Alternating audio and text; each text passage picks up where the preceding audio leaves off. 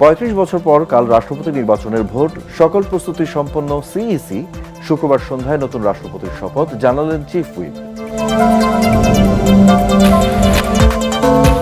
আবারও গ্যাস সরবরাহ বন্ধ। মহেশখালীর একটি এলএনজি টার্মিনালের সংকট বাড়ার আশঙ্কা। 5 বছরে 10,000 মেগাওয়াট সৌর বিদ্যুৎ উৎপাদনের টার্গেট সরকারের।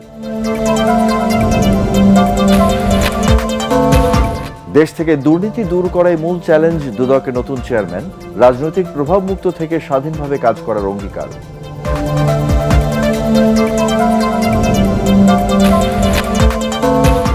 হামে মারা যাওয়া শিশুদের 80%ই পায়নি টিকা। অপুষ্টিতে ভুগছিল 65%। তথ্য শিশু হাসপাতাল ও আইসিডিডিআরবি।